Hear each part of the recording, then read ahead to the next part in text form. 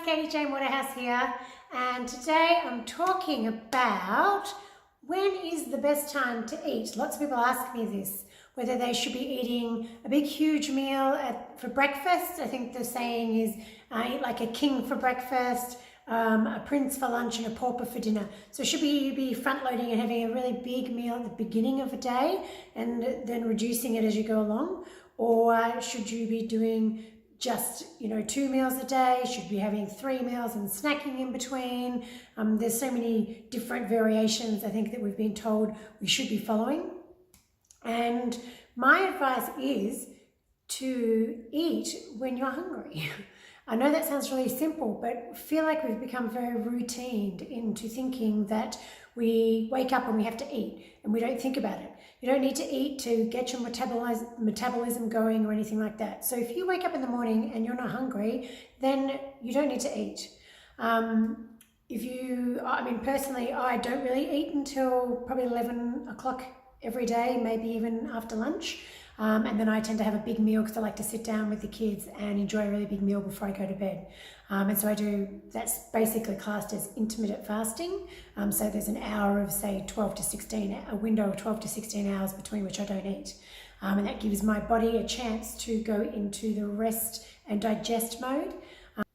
One of the important things about listening to your body and understanding if you're hungry, and as importantly when you're full, so we don't keep overeating, is to make sure that we clean up our diets first. So if we do a 21-day gut transformation, and you can download all the information in my 6 key principles of gut health, and that'll give you the roadmap to really giving your whole system a boost. It means really stocking up and increasing the amount of real food that you're eating. I'm talking about particularly veggies, and there's like hundreds of veggies out there, and you can get that in my emails as well.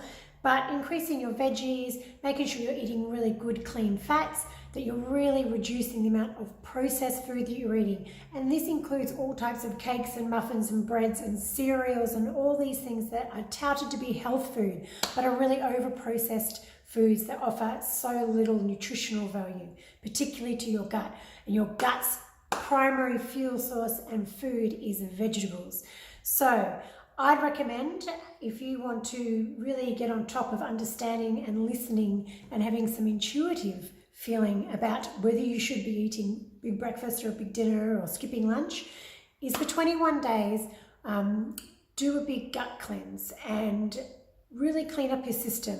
Try doing that. After about 21 days, you'll find that all the normal cravings you have for carbs and refined carbs and sugars will be gone, which means that you'll be able to more easily listen to your body. So when you wake up in the morning, there are some mornings I'm ravenous, depending on what else is going on in my life.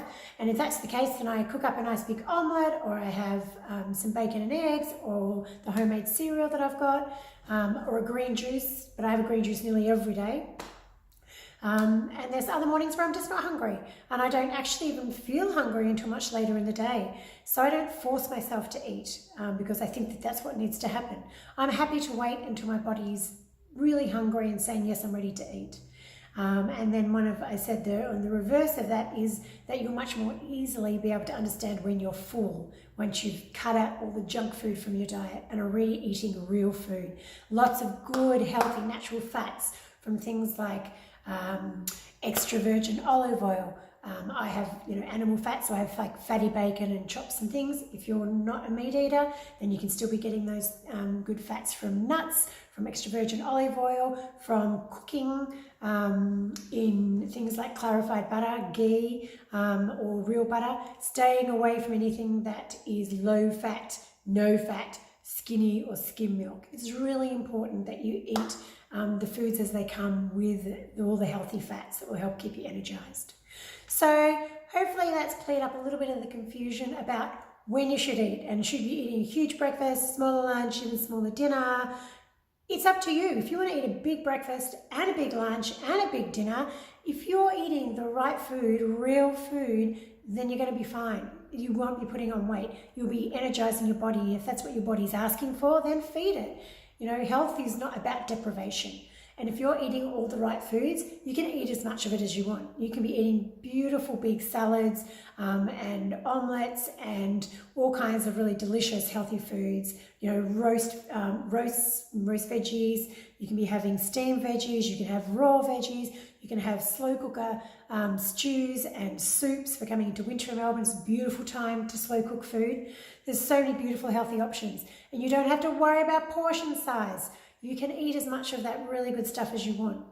But you will find, once you've cleaned up your diet and you're eating proper, real food, you find that you are less hungry. You have less dependency on having to eat on a regular basis. And that's awesome, because your body is getting everything that it needs, rather than being fed, you know, sort of cereals and breads and carbs throughout the day, which sends your insulin levels and your blood sugar levels really high, and then you sort of crash and you feel hungry, and it's this constant cycle.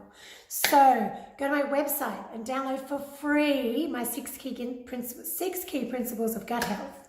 And in that you can follow a roadmap to doing a 21-day gut transformation. And I'll really step you through how to do that.